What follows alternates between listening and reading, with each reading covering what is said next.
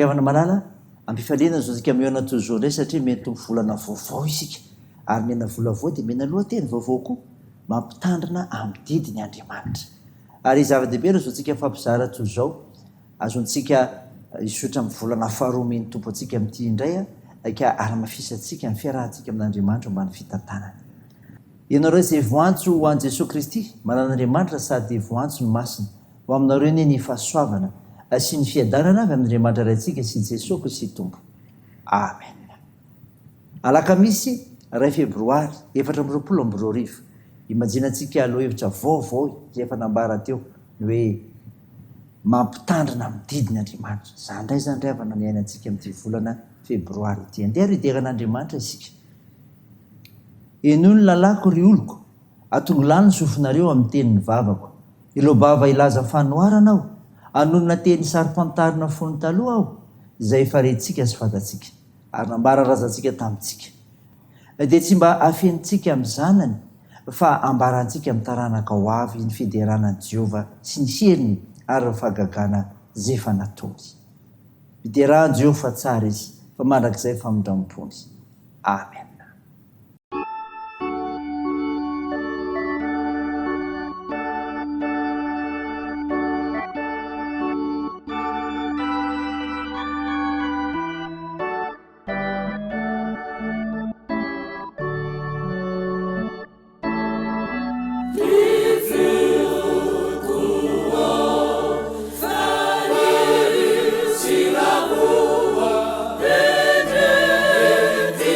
Yeah.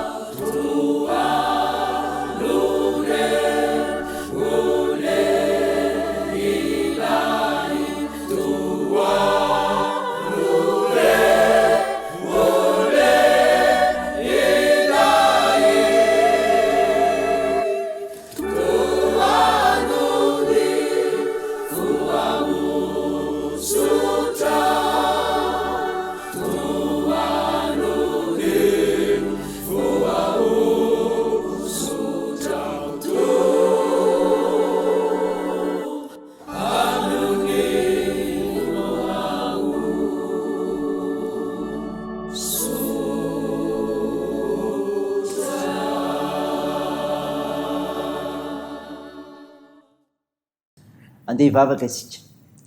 Ry Tompoandriamanitra io, Andriamanitra mpitondra ny fiainanay ianao, ary tianay rehetra koa fa afaka misiotina trehanao zahay. Mitera sy mankalaza anarinao masina zay Tompo noho izany fitiavana tobako ny fiainanay izany. Mivavaka aminao zahay Tompo, malohana ny fahalemenay dia mangataka ny famindramponao, mamindrafo aminay ary mamela ny elikay. Hafao zahay, feno fananao masina zay hanazavanay ny amin'ny fanambarany teninao, Jehovah kina aminay. Amantaranay ny sitraponao Andriamanitra indrindra ny amin'ity volana febroary ity. Naran'i Jesosy Kristy no angatanay izany vavaka izany. Amen. Ry havana malala no nofinaina ho antsika amin'ity anio ity dia hitanao amin'ny bokin'ny Josoa. Josoa toko voalohany, ny andiny voalohany ka hatramin'ny fahasivy. Mivaky toy izao aminaran'i Jesosy. Ary efa maty Mosesy, mpanompon'i Jehova. Dio Jehova tamin'i Josoa zanaky Nona, mpanompo Mosesy. Efa maty Mosesy mpanompoko, ko mitsangana. Mita ity Jordany ity ianao sy ireo olona rehetra ireo ho any amin'ny tany izay omeko azy dia ny zanak'Israely. Ny tany rehetra izay diavy ny faladianareo dia efa nomeko anareo araka izay voalazako tamin'i Mosesy. Hatramin'ny efitra sy ery Libanona ery, ary hatramin'ny olo lehibe dia ny ony Eufrata, ny tany rehetra izay amin'ny Etita, ka hatramin'ny ranomasina lehibe any andrefana no taninareo. Tsisy olona ajano eloanao amin'ny andro rehetra iainanao, tahaka nombako Mosesy no hombako anao koa, tsy andao anao na hahafoy anao aho. Mahereza sy matanjaha, fenao no ampandovy ty fiain'ity ny tany izay ny anianako tamin'ny razo no mena azy. Ko mahereza sy matanjaha, tsara ianao, hitandremanao hanao araka ny lalàna rehetra izay nandidy Mosesy mpanompoko anao. Aza miala aminy, na ho amin'ny ankavanana na amin'ny ankavia, mba ambininy ianao amin'izay rehetra lehanao. Aoka tsy ala amin'ny vavanao ty boky ny lalàna ity, fa saintsaino andro aman'alina, hitandremanao anao araka izay rehetra voasoratra eo. Ary amin'izany dia alavorary ny lalànao ianao sady ambininy. Tsy efa nandidy anao va aho? Ko mareza sy matanjaha, aza matahotra na mivadi-po, fa momba anao Jehovah Andriamanitra ao amin'izay rehetra lehanao. Amen. Ray masino, manamasinana ny fahamarinana, ny teninao ny fahamarinana. Amen. Ry havana malala, ho aminao ny fiadana avy amin'i Jesosy Kristy ilay mpamonjy antsika ilay teny tonga nofo kanonina tamintsika. Nofinaina vakina tamintsika ka entsika toery havana. Josoa toko voalohany, andiny voalohany ka hatramin'ny fahasivy. Dia milaza ny amin'ny lalany fahombiazan'i Josoa ny fidianan'Andriamanitra nandimby amin'ny Mosesy nitarika ny zanak'Israely. Milaza ny lalan'ny fahombiazana Josoa no fidian'Andriamanitra nandimby amin'ny Mosesy tarika ny zanak'Israely. Hiditra ao amin'ny tany Kanana. Inona ny tazana eto?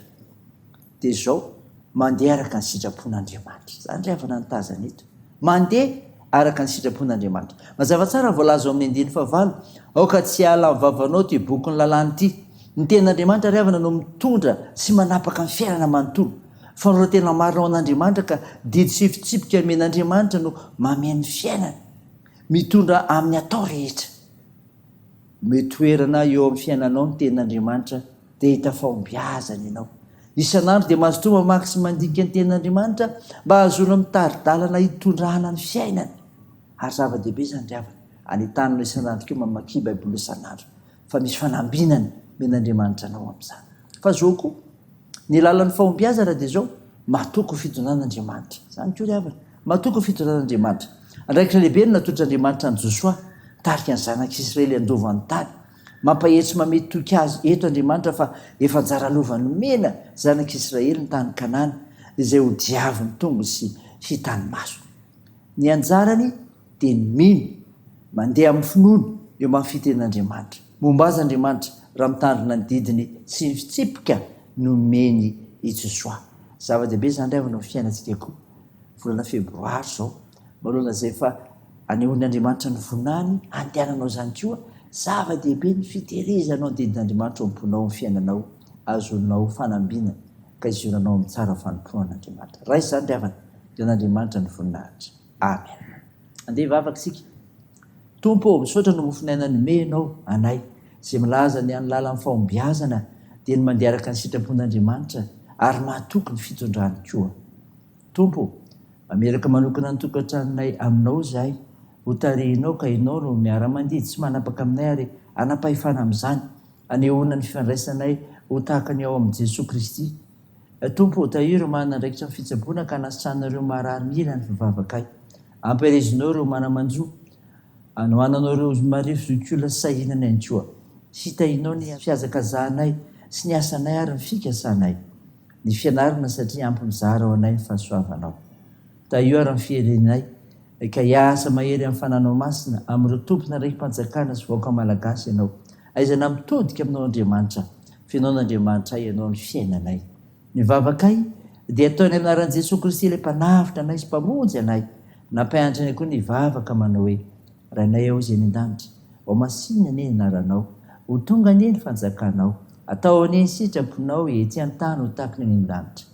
Meo ny anio izy anona sahaza ao anay, ary mamela ny elikay tahaka ny namelanay izay meloka taminay, ary aza mitondra anay amin'ny fakapanahy, fa manafanay amin'ny ratsy, fanao ny fanjakana sy ny hery ary ny voninahitra mandrakizay. Amen. Raha izao finoana revina ny zanatodrinao aminaran'i Jesosy Kristy.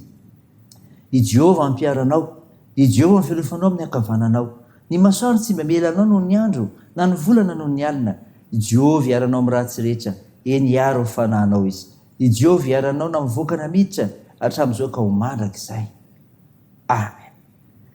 Dia ho an'Andriamanitra irery ny voninahitra amin'ny anaran'ny Ray sy ny Zanaka ary ny fanahy masina. Amen.